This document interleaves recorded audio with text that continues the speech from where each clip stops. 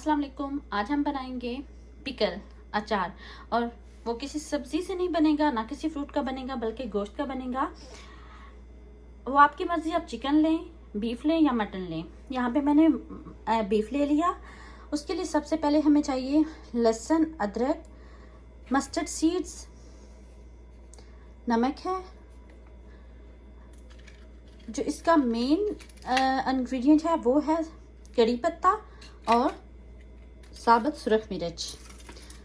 ये ज़ीरा पाउडर है, सिरका, सुरख मिर्च पाउडर, हल्दी इसमें ज़रूरी नहीं है, वो इसलिए डालेंगे कि जब हम तड़का बनाएंगे तो हमें सुरख मिर्च जो है साबुत वाली, उसको काला ना होने के लिए डालना पड़ेगा। और लेमन जूस। सबसे पहले हम क्या करेंगे, हम अपने पैन में ऑयल डाल के पहले गोश्त को फ्राई करेंगे। चलें जी, स्टार्ट करते हैं। यहाँ पे सबसे पहले आपने क्या करना है, आपने देख लेना है कि आपका ऑयल गर्म है। हमारा ऑयल गर्म हो चुका है। हम इसमें गोश्त डाल के फ्राई करेंगे। चलिए, जब तक मैं फ्राई करती हूँ, उस फ्राई करने के बाद हम दोबारा मिलते हैं।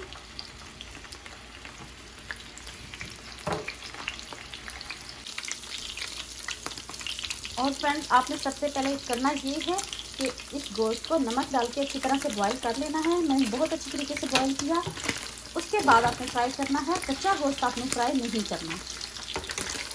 और इसके साथ ही हम जो सुरख मिर्चें थी साबुत वाली, इनको हम काट देंगे और इनके बीज निकाल लेंगे। चलिए,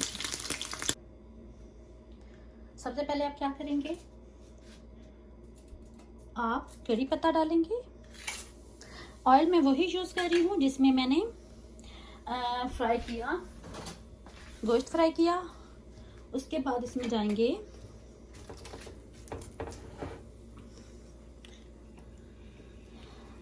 अगर आपको ग्रीन वाले कड़ी पत्ता मिले तो वो यूज़ करें। मेरे पास वो अवेलेबल नहीं है, इसलिए मैं ये यूज़ कर रही हूँ। उसके बाद डालेंगे मस्टर्ड सीड्स। मस्टर्ड सीड्स के बाद हम डालेंगे अदरक, लहसुन, नमक, जीरा पाउडर और अपनी जो कुछ हमने सुरख मिर्च काटी थी वो डालेंगे। मैंने ये ज़रा एंड पे इसलिए डाली ताकि काली ना हो। इसके साथ हम डाल देंगे हल्दी ताकि हमारी मिर्च काली ना हो। ऑयल अगर आपको कम लगे, मैंने ऑयल निकाल के ये देखें, ये रखा हुआ है, आप और डाल सकते हैं अगर आपको कम लगे तो। फिर हम डालेंगे मिर्च,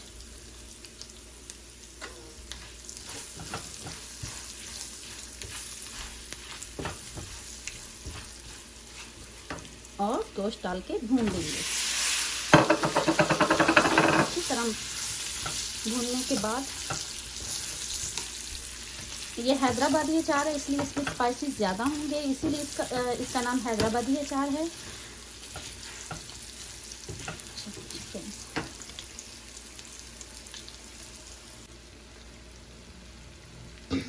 गोश्त भुन चुका है। अब हम इसमें क्या करेंगे, लेमन जूस। ये मेरे पास 2 लीमू का जूस है। लाइम नहीं लेने, अपने लीमू लेने हैं। और ये मैंने डाले,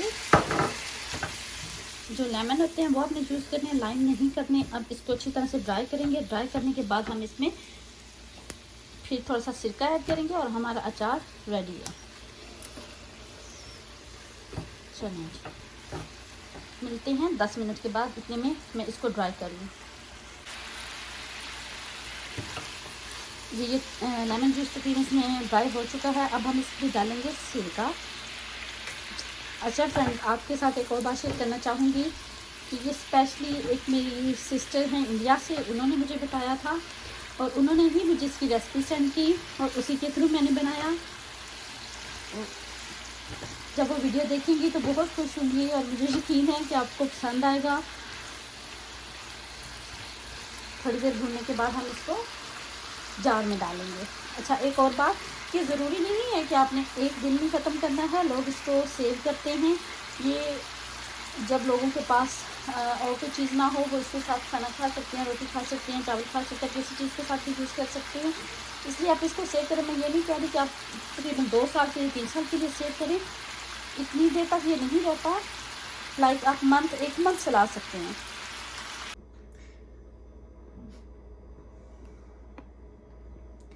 جی فرینڈز, اچار تیار ہے, آپ کے سامنے ہے.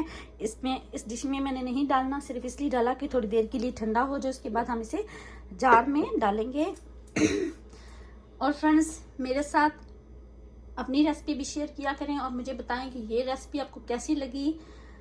اگر آپ کو اچھی لگے تو پلیز سبسکرائب میرے چینل کو کر دیجیے گا اور لائک ضرور دیجیے گا. نئی ویڈیو تک کے لیے اجازت دیجیے. اپنا بہت زیادہ خیال رکھیں. اللہ حافظ.